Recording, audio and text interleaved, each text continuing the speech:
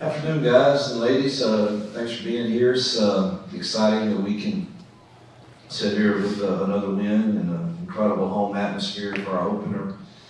Our fans and students and band, cheerleaders, everybody involved in helping create that atmosphere from the administrative side.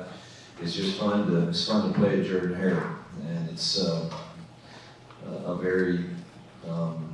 it is a really good home field advantage. And we're going to need that moving forward and starting this Saturday.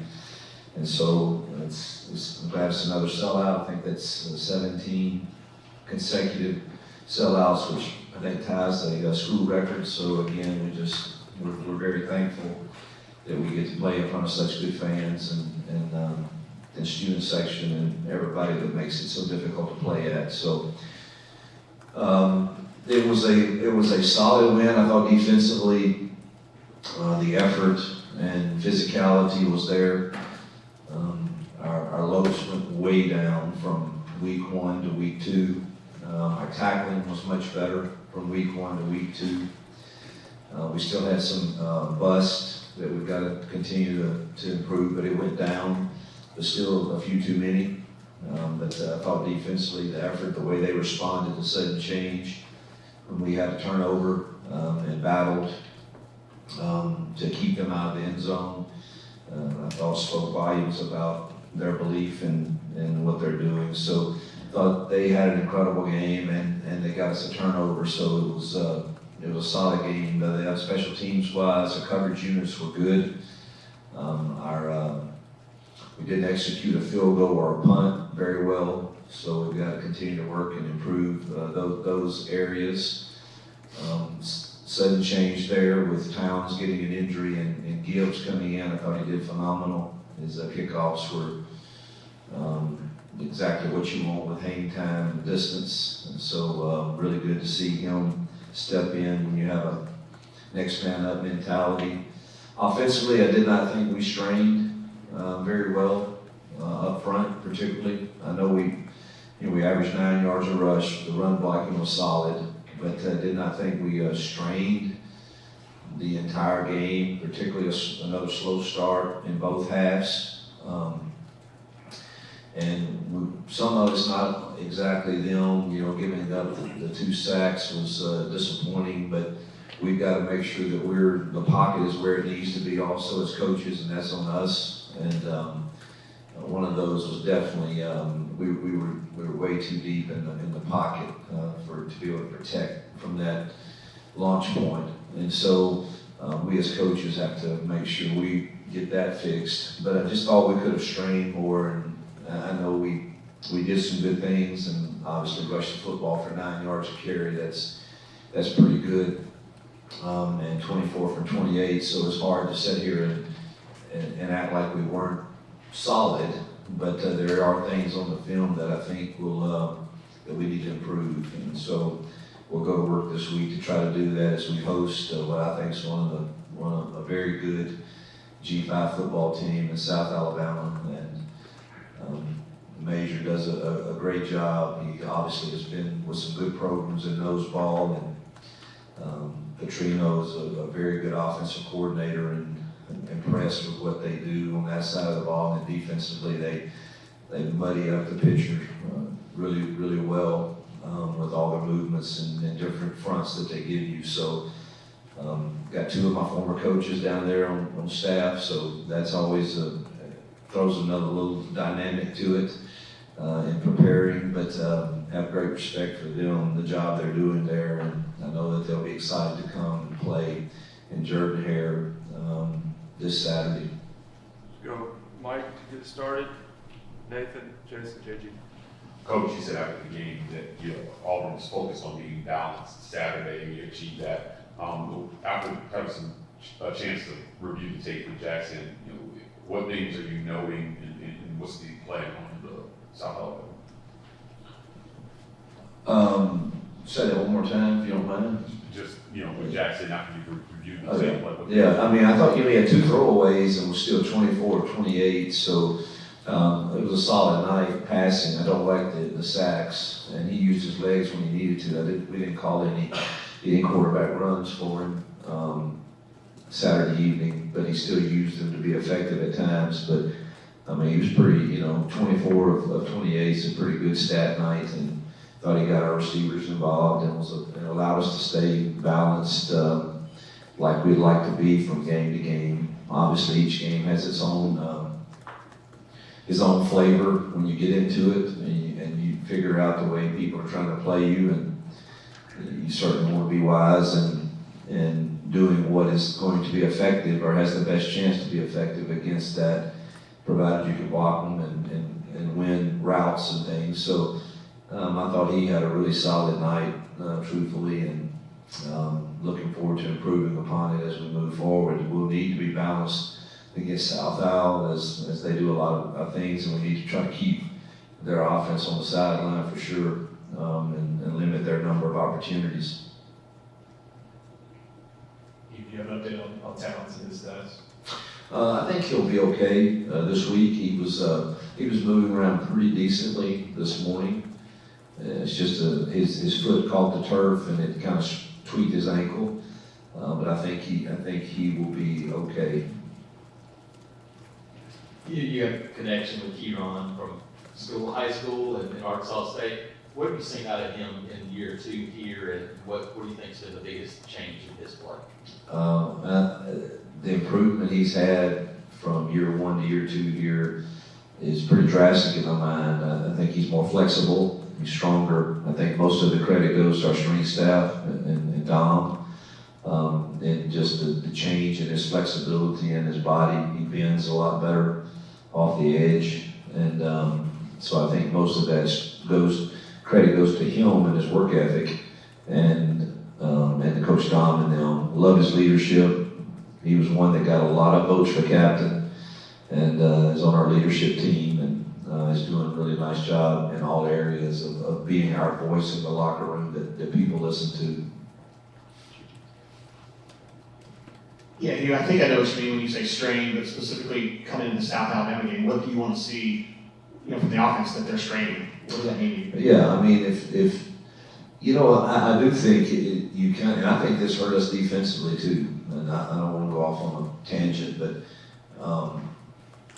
all throughout fall camp, that whistle is blown like pretty quick when you're not in live situations, which is what, 80%, 85% of camp.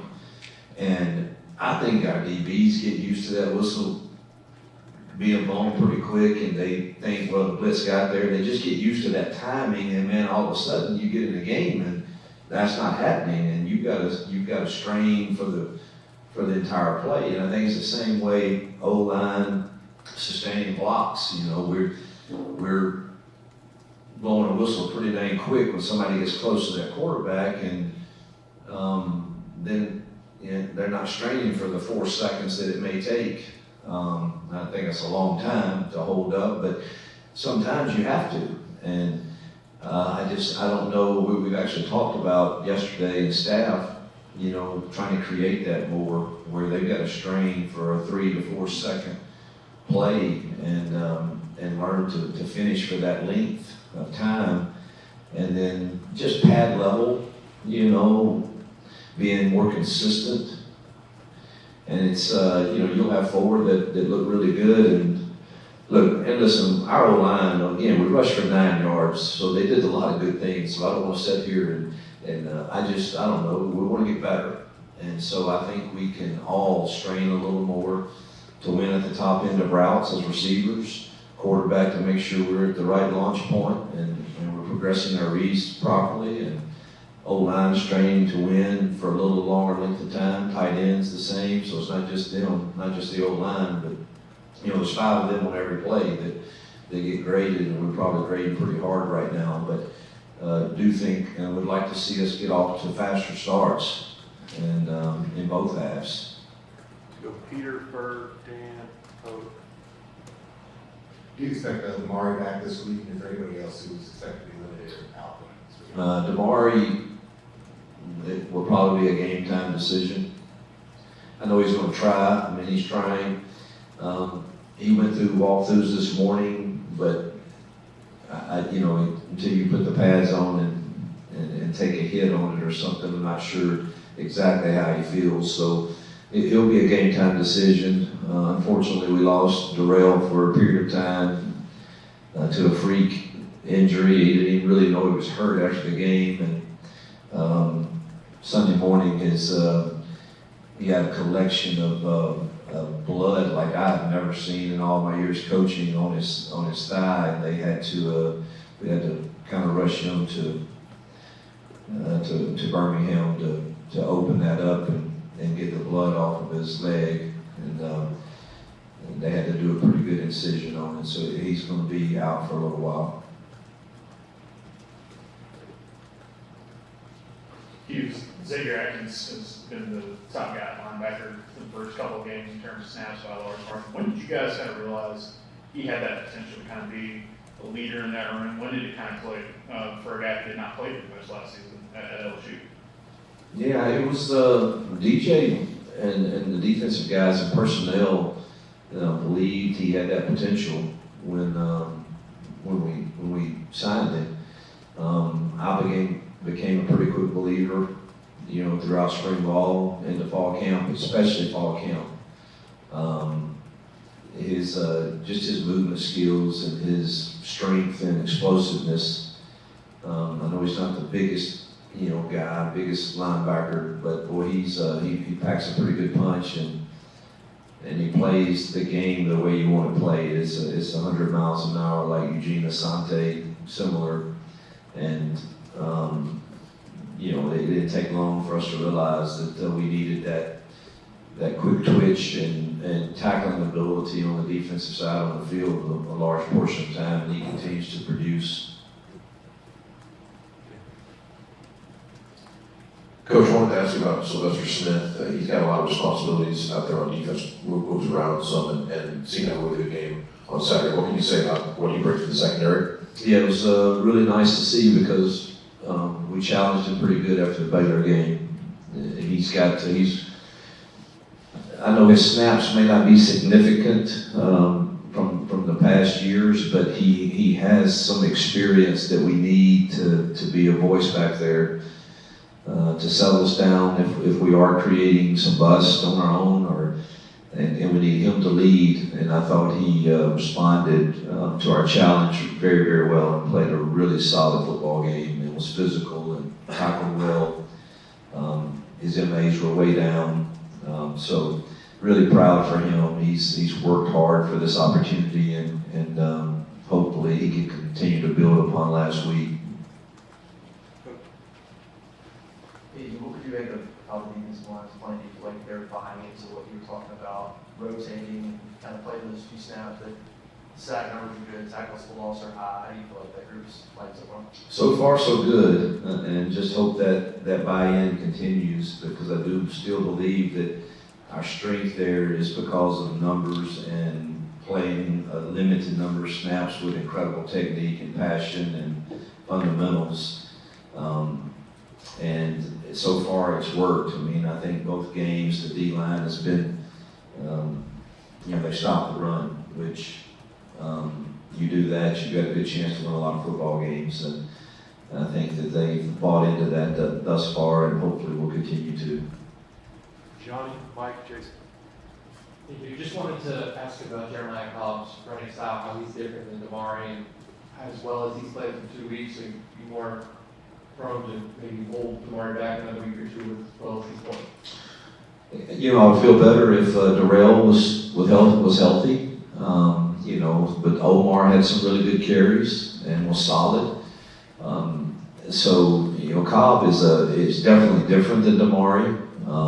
Probably more of a slasher than a power guy, and obviously has good open field speed, which he showed the other night, and is excited that he got his first 100-yard rushing game, and he'll have to carry the bulk of the load Saturday for sure, and we'll figure out how Damari is and get Omar ready to go also, and maybe even Alvin. We'll have to kind of see where we are toward the end of the week, but excited for Jeremiah. I think y'all know I've said leading up to this season, I really thought he was heading for a breakout season, and appears to be on that track. little bit more on Omar. How important was it to get him some snaps now, especially with the real ball? And what did you see from him other than running football? Yeah, I thought his runs were solid and physical.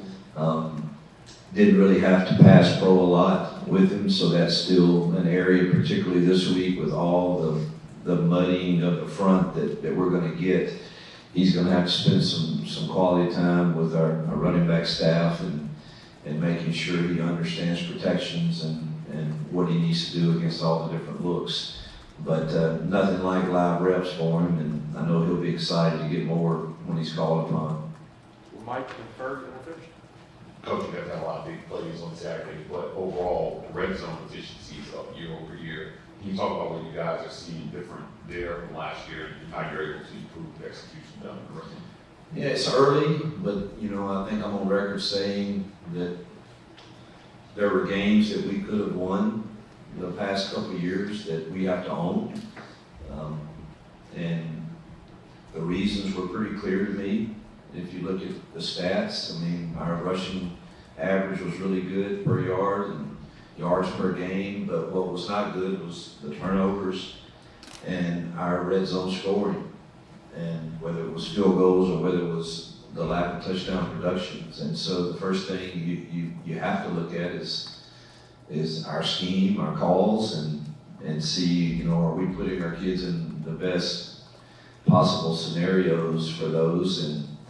And then the second piece to that is continue to recruit players that when you do have the right call, that they have a good chance of winning on whatever given call it is. And so I think it's a combination of us examining, our plan and also recruiting to make some of those that were on tape like, this is a pretty good call. We just got to win this route or win this block or make the right read or whatever it is. So, it was a combination of both us as coaches making sure we're, having a good plan, and then you got to have ultimately down there. Let's say what it is. When you get down there, somebody's going to have to make a play. There's going to be usually an extra guy that's unblocked, and somebody's going to have to run through or around, or you're going to have somebody run a one-on-one on the outside.